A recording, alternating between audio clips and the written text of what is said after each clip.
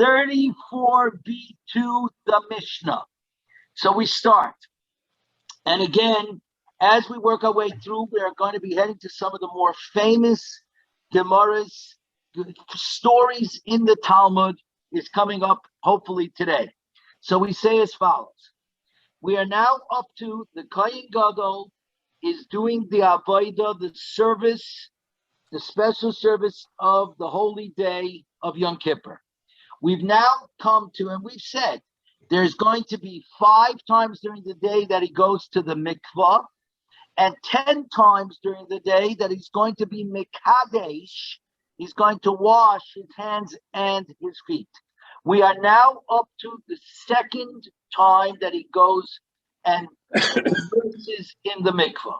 The first time was done in a mikvah that was not in the holy, that was not in the actual footprint of the Beis Hamikdash, of the courtyard of the Azor of the Beis Hamikdash, because the first time that he did it was like he did it every day, like every Kohen did every day, that they had to go to the mikvah before they stepped into the environs of the Beis Hamikdash. But now he's in. He did the first mikvah. Now he steps into the Azara and we begin. Hevidu lebeis haparva, and they bring him to the parva chamber, which we banged into before, which is a chamber. Ultimately, we decided on the southwest side of the Azara of the courtyard, but it was built within the courtyard itself. So it was a room extending into the courtyard itself. And it had a mikvah on the roof. And it had a mikvah on the roof. Exactly. But this was the cave, and this was in the holy. So it's a room that was built inwards into, so picture our shul, for example, BJC, right, as if there was a room built within those 4 walls of the sanctuary.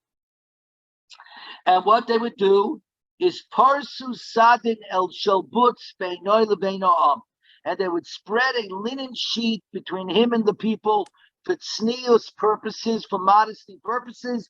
And why it's linen, the Gemara is going to discuss. We already know because we've had it before, but the Gemara is going to bring it again.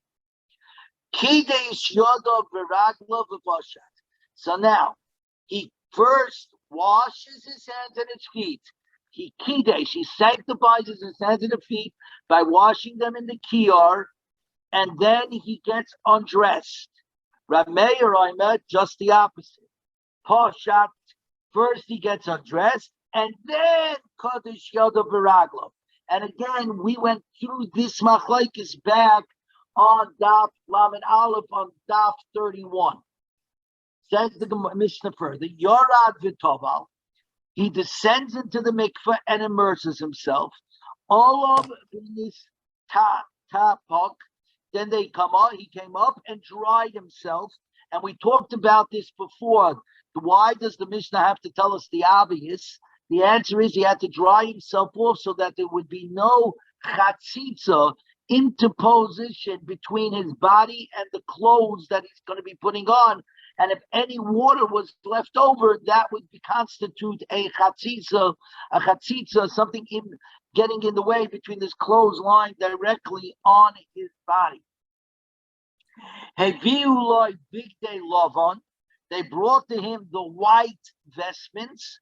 Lovash v'kidesh yoda v'raglov.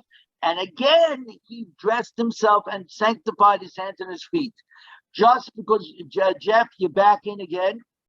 Normally, all year long, the Kohen Gadol wore the big day zahav, the gold investments, meaning his full set of vestments, which equal to 4 linen vestments of a regular Kohen, plus an additional 4 that signified his office as the Kohen Gadol, as the high priest. So on Yom Kippur, he would switch back and forth in the Beis Hamikdash. He would put in, when he did avodas in the Heichal and in the Kodesh HaKadoshim, in the Holy of Holies, which he only did on Yom Kippur, he would only put on white vestments. That is because, as it were, we didn't want to remind Hashem that once upon a time we did the Aveira of the golden calf. So we don't put anything gold inside the Holy of Holies. When he would go out and do Avodas in the outside, meaning in the outside courtyard, by the Mizbeach HaChitzai, by the outside altar, he would switch back into his gold vestments.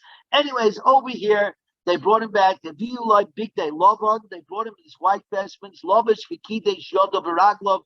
He dressed and sanctified his hands and his feet. Now, we go a little further.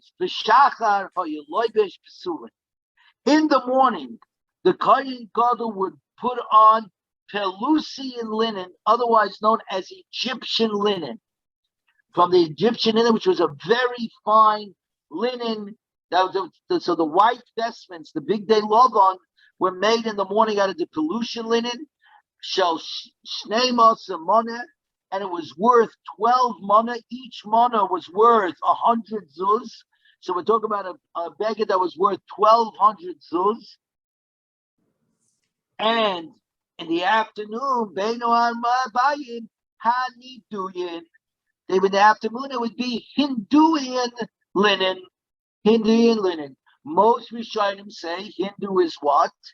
India. Linen that came from India. Others say that it actually is Ethiopia. Kush, which is Ethiopia. But B'Raiv, it would seem to be Hindu, should be taken for what it is, which is Indian. Either way. Yes. I have a problem. Why did they have to put a value to what the value was of this product? Very good. Hold that thought. Okay? Jerry, you're jumping the gun. Keep that. That is a great question. And it's such a good question, you were just mechaber to the Gemara. So hold off a second. It's sort of mechaber to the Gemara. We're going to talk about it in a second. Beinu Abayim Nidoin shall shmoina meya zuz, worth 800 zuz. Fine. Divrei Rameir. The Chachamim Aimrim, Chachamim say, B'shachar ha'yuloivish shall shmoina esrei mana. In the morning, you would put on linen that was not worth, like he said before, Rameir said 12. No, this is worth 18 mana. Okay? V'ubein ha'abayim shall shnei masa mana. In the afternoon, it was worth 12 mana.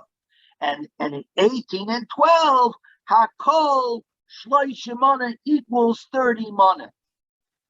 So, A, we have Jerry's question, who cares?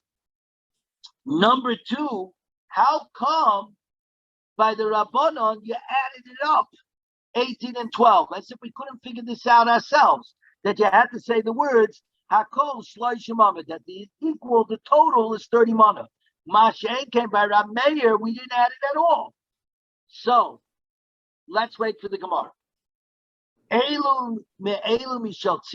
These monies came from the Machzis HaShekel, from the Shekalim, that was obviously collected from everybody, which Jeff, thank God, learned that Masechta with us. The Im Rotza Lahoisim. But if the Kohen Gadol himself wished to add to these amounts, he's allowed to add from his own funds. Okay. Didn't we learn also that the mother can make him a fancier? And we've got a bunch of Talmidei Chachamim over here. Patience, everybody. Exactly. Charlie's pointing out we already had a Gemara that said that the mothers were allowed to make the Kahanim Gedolim their own clothing. So what's going on? So patience. Here we go. Everybody. So first of all, we started the mission with the words, the Beis HaParva. Now we happen to be Graisa Talmidei Chachamim and know what it is. But the Gemara says, aha, my Parva. Now here's the funny part. We're on Daf 35. We've banged into this Beis HaParva a million times between here, the beginning and here. But since here is where the Mishnah goes out of its way to tell us about the Beis HaParva and the actual Avodah, here it brings the answer. My Parva, Omar Rav Yosef, says Rav Yosef, Parva Amgusha. Parva was the name of a sorcerer who built that particular chamber. Would you believe it? All right? That's the story over here. So now, that's what Rashi explains. The Meirians, that obviously it's only after the sorcerer made tshuva, and that's when they started calling his name.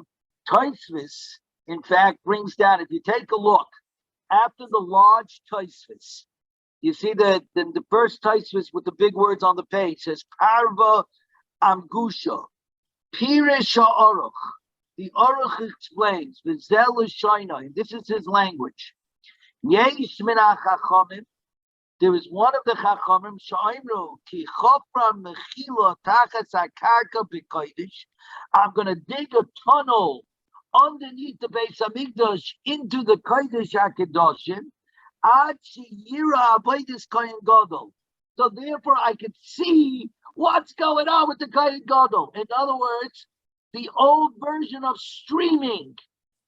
Somebody wanted to say, what do you mean he's doing that? The Kohen Gadol is doing the avodah inside all by himself. I want to see what's going on. And while he was digging out the tunnel, like the Israelis, they discovered the tunnel. And the name of the Kohen who was doing all this tunneling was named Parva. So they named this flesh Adam's name Parva. So there are two different explanations. Fascinating. They said they wanted to eat. Like I said the other day, you can imagine when the new Beis Hamikdash arrives, the third Beis Hamikdash arrives with today's technology. Just like if you want to see the Kaisel live, you could always type in Google Kaisel live, and you'll get a live picture of the Kaisel 24/7. So too, I'm sure in the Beis Hamikdash, you want to see the Avodah, there's going to be streaming. So what's going to be the story on Yom Kippur when the Kohen Gadol goes L'fnai L'fnim? Are we going to be able to see the Avodah or not? Fascinating question. Anyways, says the Mishnah Vayta. It says the Mishnah, Parshu Sadim Shalbut. They spread a linen sheet between him and the people. My Shino Shalbut. Why linen? Why is the Mishnah going out of its one to say they spread a sheet to teach us that you have to be modest? What's the point? What's the point of telling us what the sheet was made out of? Amar Rav Kahana, Kedei Shiyakish Avodas Hayoyed, the big day boots, to remind the Kohen Gadol that today is a special day on Kippur, and that he's not doing the service with the regular gold vestments that he did it the whole year, but instead he takes off the gold vestment and he only does it in the linen vestments, the white linen vestments. So we said, so the Chachamim said in the morning they would use Egyptian linen worth 18 mana. In the afternoon they would use linen worth 12 mana. Together it would equal 30 mana. Okay? So here we go. So the question becomes, says the Gemara, what's the point with telling us the total amount that old 18 plus 12 equals 30? Okay, that's the first question that the cat answering over here, right? To teach us that the two sets of vestments together cannot equal less than 30 mana. Together they must equal 30 mana. If you want to decrease the morning from 18 to 15, and you want to increase the morning from 12, let's say 18 to 16, and the afternoon one from 12 to 14, let's say, that's not a problem, as long as together they equal 30. But the morning vestments, the morning linen, has to be worth more than the afternoon one. The Kula Alma Mias, the Shachar Adipo, that the morning vestment are superior. Minolan, how do we know? How do I know this, number one? Because Rameir said that the morning is worth 12 and the afternoon is worth 8. The Rabbanim said the morning is worth 18 and the afternoon is worth 12. Jerry, this answers the question why the Gemara tells us, the Mishnah tells us the dollar amounts. To bring this point across that the morning vestments need to be worth more than the afternoon vestments. The question that stands open, and we now know why the Rabbanim told us how much they need to be worth. They need to be worth 30 moneh. And the morning has to be worth more than the afternoon, but you can change the amounts. It doesn't have to be 18:12. It could be 17:13, 16:14, as long as it equals 30. The only question is, how come they didn't do that for Rameir? But the answer is because A, we paskin like the Rabbana. That's number one. Number two, maybe according to Rameir, they could be equal in value. This I'm not sure. That could also be part of the reason. I'm not sure. The odds code doesn't bring the actual answer to this question either. But the Mefarshim do go into it. How come Rameir isn't totaled? 12 and 8 equals 20, right? But again, it's not so much of a question because at the end of the day, we're going according to the Rabbanon.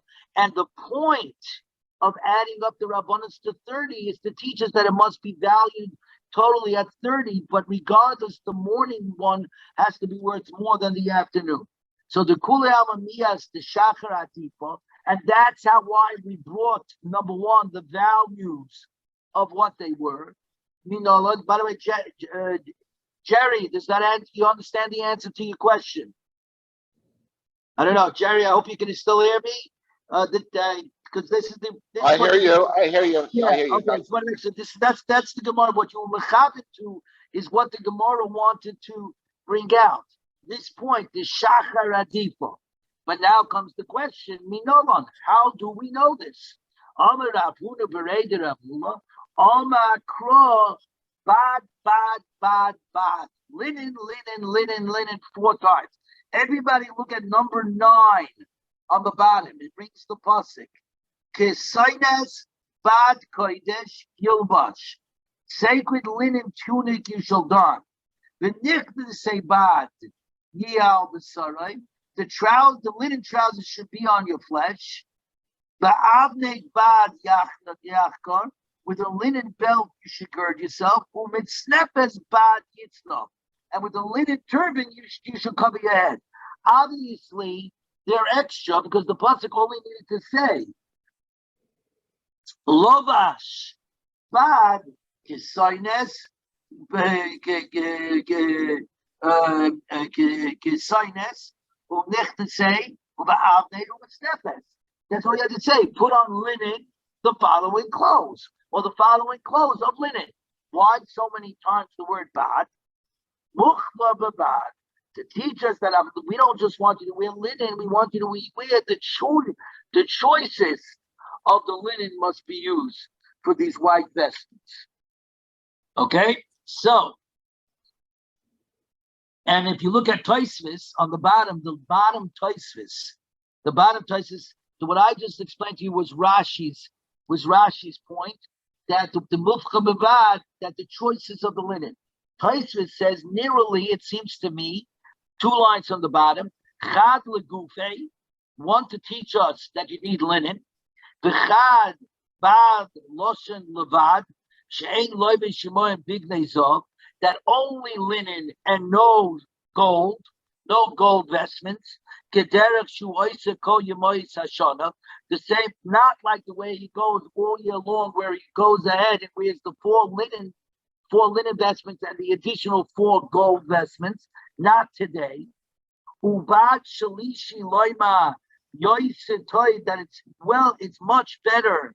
Bad mibad shelsha yemois hashana, that the linen used today should be of a better quality on Yom Kippur than the linen used an entire year.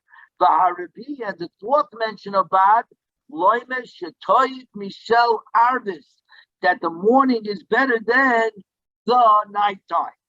Inami, Bad Shalishi Ravi, Medad Shachi Bana Mufcha Shebe Bad. that the third and the fourth are teaching us that they need to be the best of the best of the best. Either way, that's what's going on. We are now on Amid days.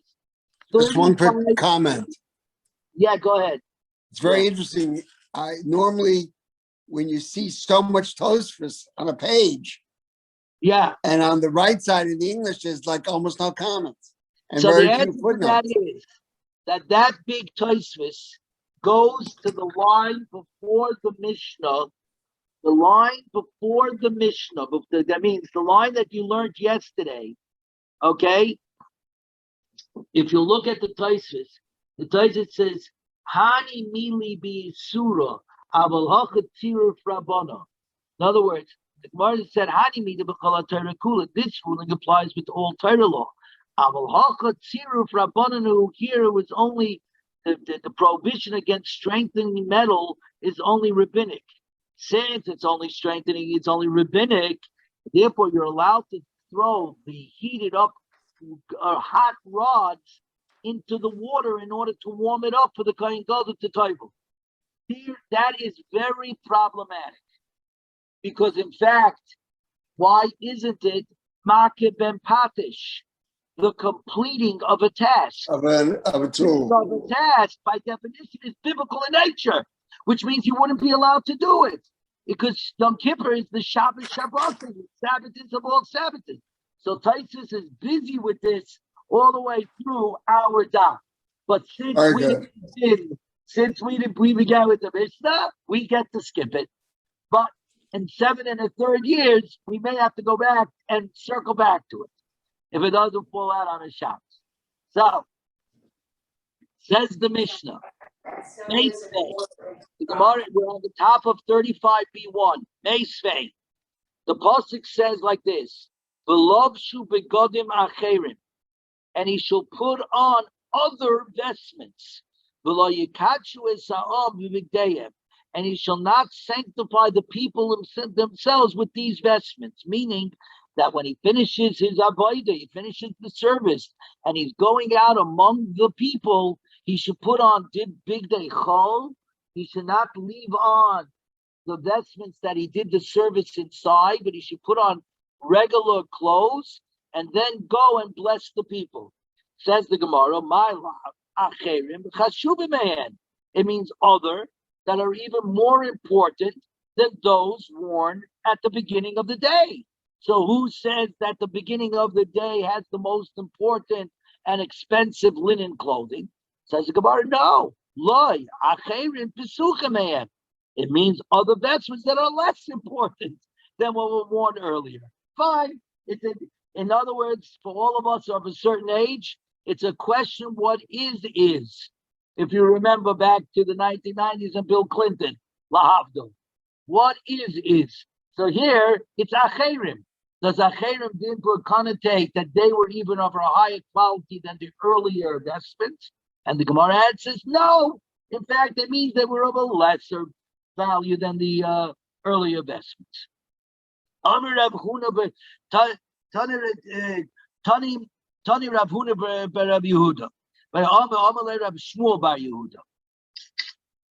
Acha shekolsa avodas tzibur. After the public service was completed, Koyin shoitzen lo imay ketainis. Charlie, when a Koyin whose mother made for him the tunic, Levushe ba'oived ba'avodas yochid, would done and perform the private service. What is the private service? That means the avodah that's done in the Kodesh HaKadoshim, because he was the only one allowed there once a year. No one else was ever allowed back there, right? The question is streaming going to be allowed? Because streaming doesn't mean that you're there, you're just seeing. That's a question for the third Beis Hamikdash. But here it was certainly private. Ubilvad sheyim serena l'tzibor. But that, as we've said before, it must be transferred to the public use, because at the end of the day, the avodah, the service that's being done l'fnai, that's being done in the Holy of Holies, is at the end of the day a public service. And avodas tzibor The Kohen Gadol is doing the avodah, the service in the Holy of Holies on our behalf. The only reason why it's called a private service is because it's done privately, right? Nobody sees him doing it. But the essence of the avodah, of course, is a public avodah. He's doing it on our behalf. So therefore, all the clothes that he's wearing has to be owned by the community. So it can't be his private cloak, even though his mother made it for him and it's of the best of the best.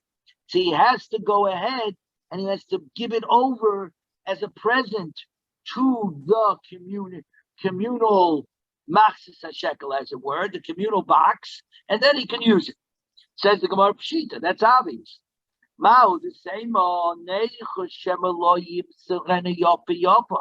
I might be afraid that because his mother made it for him, he won't give it over with a complete heart. He will not give it over with a complete heart. Kamash Malon, we're not worried about that because he said the Kohen Gadol on Yom Kippur does everything with a complete heart. I want to go back to those words just a second. We're afraid that he will not transfer it. He won't give it over with a complete heart. With this, we come to the problem of gambling, of playing cards for money. It's a language in the Gemara called asmachta loy kanya. An asmachta does not create a transaction. An asmachta means a thought. Transactions are only transactions when it's given over freely. When it's given over freely. The problem with gambling is as follows. Anybody who gambles, by definition, expects to win. They don't have a doubt that they're going to lose. That's the way the gambling mind works. The problem is when you lose, you have to pay out. The problem with paying out is you pay out with a half a heart. Nobody pays out with a full heart. So when you're playing cards, let's say Kavitloch on Hanukkah, this is the problem of it. The Aruch HaShulchan screams about this, actually. He says because there's no way everybody playing Kavitloch thinks they're going to win. Everybody thinks they're going to get the 21 first. And when they don't, and they have to give money back out, that is very problematic.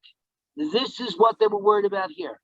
The cloak has to be given over by the Kohen, which he owns privately, to the public use. He may not give it, the Hava Aminu was, he may not give it with a full heart. That, if it's not given with a full heart, asmachta loikanya. And in there lies, and we're going to get to this many times in Shas, what constitutes a true transaction. Okay, and so this is one of the first times that we're banging into where that becomes problematic, and it is the overall problem of where things are not done with a complete heart. Okay, we go further. Amalur al Rabbi Shmuel ben Pavi, Shahaisaloi Imai Kisaina Shameya Moneh, that his mother made for him a tunic worth 100 moneh. And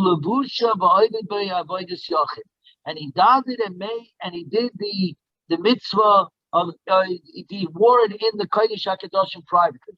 Of course, this is very problematic, everybody. To the Gemara we learned before, and Article actually brings the question. We said before that the mourning linen has to be worth X amount of dollars and has to be the best of the best. And here we have a mother spending 100. Well, so the article doesn't give an answer, right? So I would answer that's no, but isn't the money supposed to come from the machzis shekel? This came from the mother, which has nothing to do with public funds. Yeah, but no. So it came from the mother. He then donated it to the machzis and wore it. But at the end of the day, its value is worth more. Right. Then the thing. So the answer could number one be, in my mind, is a mitzvah saseh min HaTorah. And aseh is doicha all life sasays. There is nothing more honorable for a mother to know that her son is wearing her clothes into the Kodesh HaKadoshim, into the Holy of Holies. There's nothing more holier than that. So to me, that's the simple answer here how it could be done. And look what it says over here. And then Umosra L'Tzibor, and of course he transferred it to the public use, like Charlie just pointed out. He transferred it to the public use before he used it. Amru Allah Rabbi Elazar ben Charsaim. They said on Rabbi Elazar ben Charsaim, remember that name? That his mother made for him a tunic of 20,000 mana. You can imagine how expensive this was. But his brothers Kahanim would not let him wear it because he looked like he was naked in it. The weave was so fine. It was perhaps the finest tunic ever made, right? It was so fine that it was almost translucent. But says was he really his flesh? Were you able to see his body through the weave? That the threads were sixfold, that were folded over sixfold. It was because it was like seeing wine through a thick glass cup. That's how fine the things were. Now, we begin the next three stories with which we're going to do today's daf are some of the most famous stories in Shas. Having mentioned the Kohen Gadol, Rabbi Elazar ben Charsaim, the Gemara brings down a famous story about Rabbi Elazar ben Charsaim. Tanu Rabbanon, Ani va'oshir v'rosha boyin ledin. A poor person, a wealthy person, and a wicked person will come to judgment, meaning after 120 years, they will be standing in front of the Pamalia Shamala. So you see, the Gemara was one. Yeah, the Gemara was one of the first ones to have the joke. You know, a rabbi, a priest, coming to a bar. It's the same thing. Well, exactly right. It sure sounds that way. But listen to what goes over here. To the poor person, they're going to say, why weren't you engaged in Torah study? If the Ani is going to answer, I was poor and preoccupied with my food. 35b2.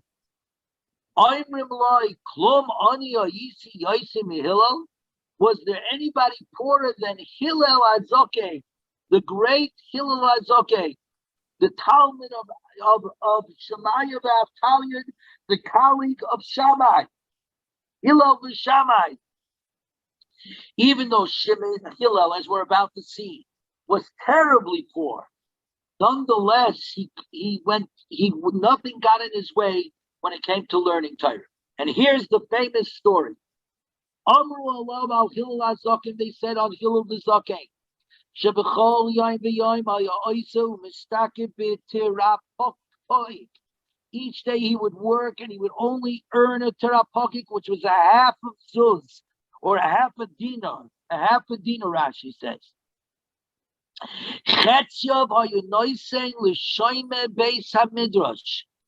he would give to the guard at the door of the yeshiva. We're going to come back to this. I first want to do the story, and then I want to come back to this. He gave money to the guard in front of the yeshiva, the security guard, in order to let him in to learn. And half of it for his livelihood and for the livelihood of his house. So there was very little money here. He used up all his money, half to get into the yeshiva and half to support his family. One time he could not find ways to earn money. And the guard, the security guard at the yeshiva, did not allow him to enter.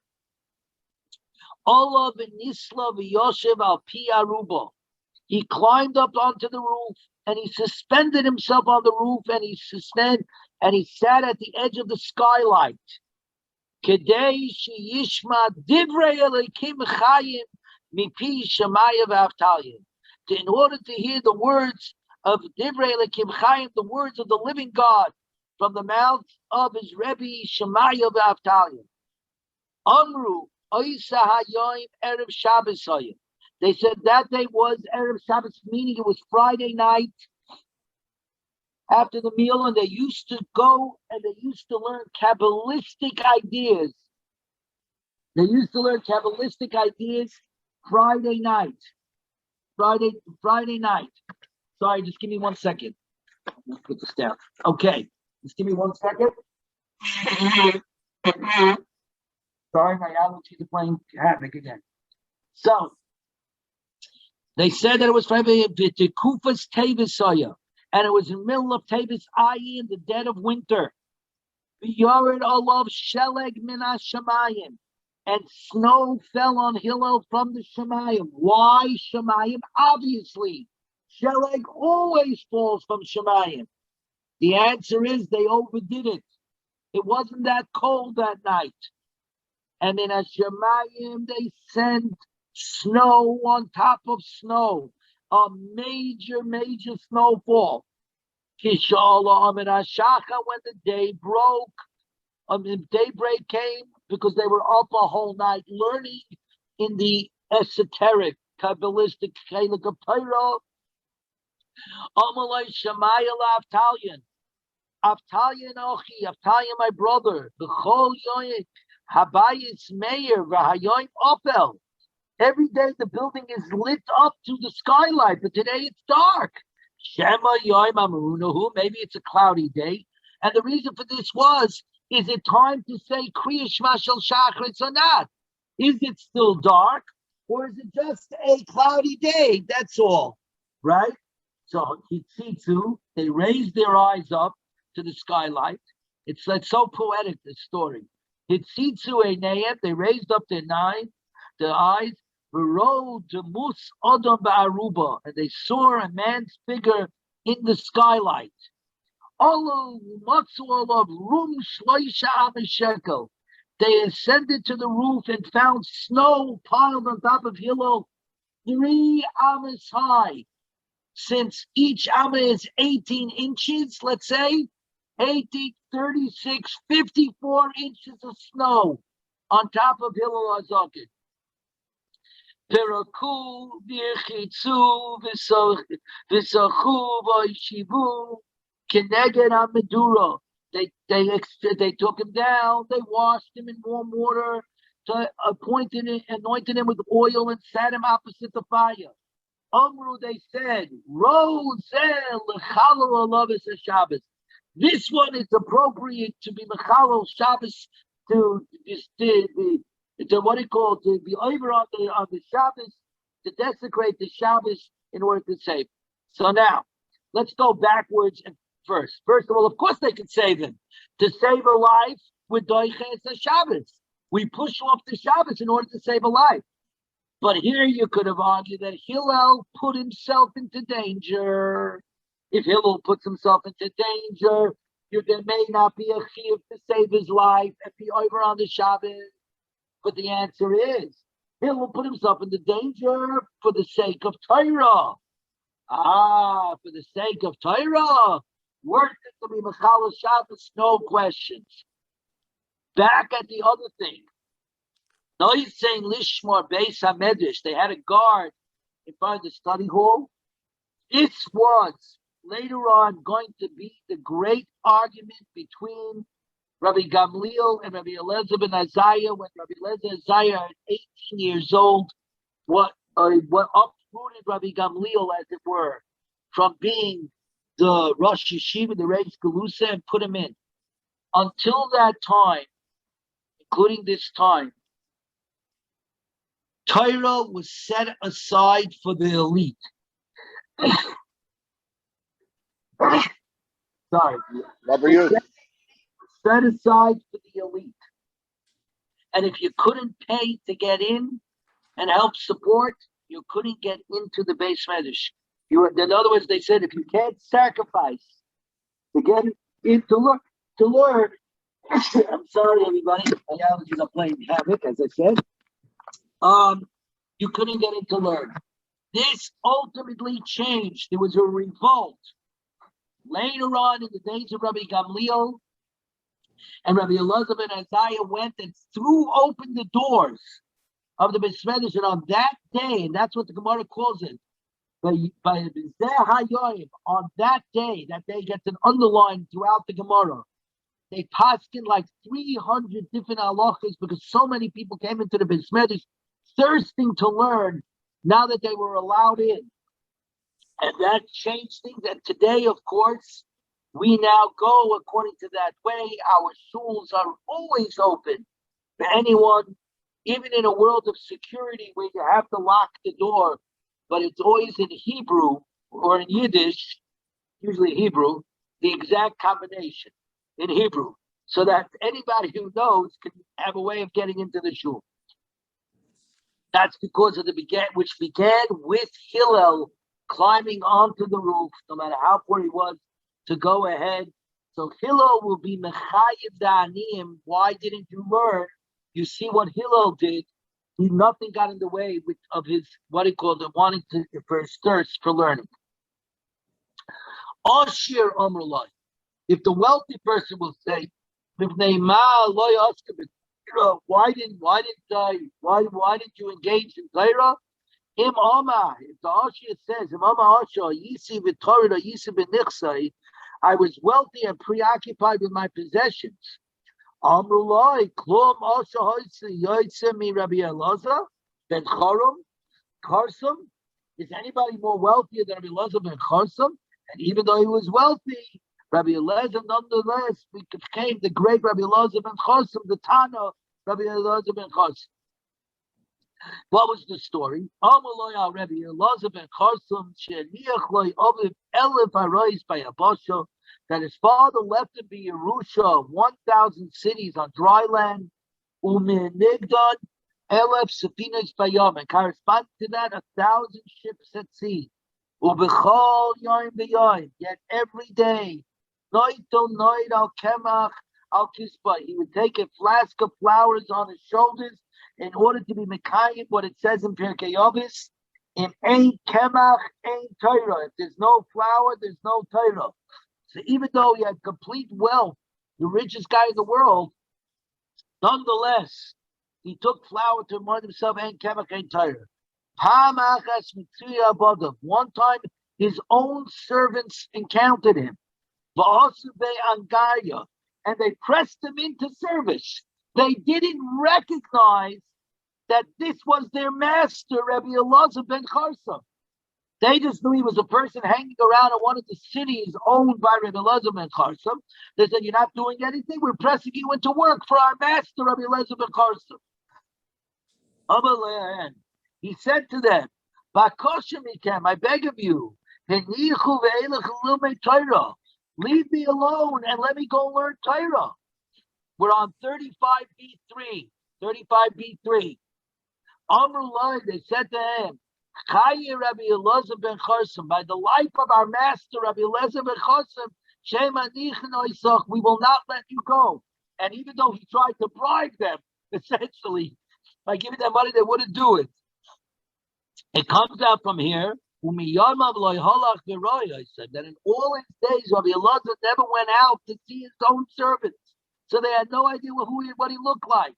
Rasha Amrullah, Rasha, why didn't you engage in Torah? I was handsome and I was entangled with fighting my Yetzirah, my evil inclination. Amrullah, was anybody ever more handsome than Joseph? Right? We all know. They say regarding Yosef the Tzaddik, he's the only one of the Shvatim that's called with HaTzaddik. Yosef HaTzaddik. And why? And this is the reason why. Every day the wife of Potiphar would attempt to seduce him with words. God clothes she wore for him in the morning, she wouldn't wear for him in the evening. She kept changing her clothes to try to entice him. What she wore in the evening, she didn't wear in the morning. She said to Baitipa said to Yosef, surrender yourself to me. Amaloi lav, I will not.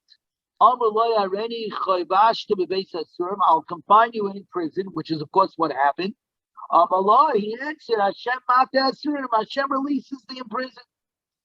Areni chapezves kaimasecha, I shall bend your proud stature. He answered back, Hashem saikev kefufim, Hashem strengthens the bent. Hareni misame senecha, I will blind your eyes. He said, Hashem pekech ivrim, Hashem gives sight to the blind. Nasalai elef kikes chesed, she gave him 1,000 silver bars. Lishmaya aleh lishkav etzel liyasima, so that he would listen to her to say, lie beside her and be with her. But I ratza lishmaya aleh, but he wouldn't listen to her.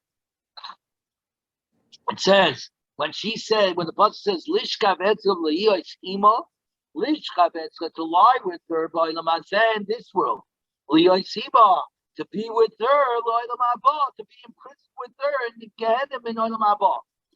Himsa, Hillel Mechayiv is Zaniyim. He said that Hillel was Mechayiv, the poor people. Rabbi Elazar and Charois, Mechayiv is Shirim, is Mechayiv the wealthy. Yosef Mechayiv is Harishoyim, and Yosef obligates the wicked people. Very, very good. We are now up to the Mishnah on the bottom of the Amid. So before we leave today, 4 Shavuos for the 2 days of Shavuos. Okay, there is Daf 36.1 and obviously 36.2. Okay, and then for the next day, there is 37. Let's just see where we can get us to. 37. Give me a second. He said we got to work it out. Now you know we got to learn on Shavuos. And right over there on 37B, on 37B1, okay, it says over there, the Mishnah says, V'af hi osasa tabla. She also made a gold tablet upon which the passage of Saita was written. Okay, so you see it on 37B1, right column is where we're picking it up Wednesday morning at 8:15. V'af hi osasa tabla. Okay, does everybody got it?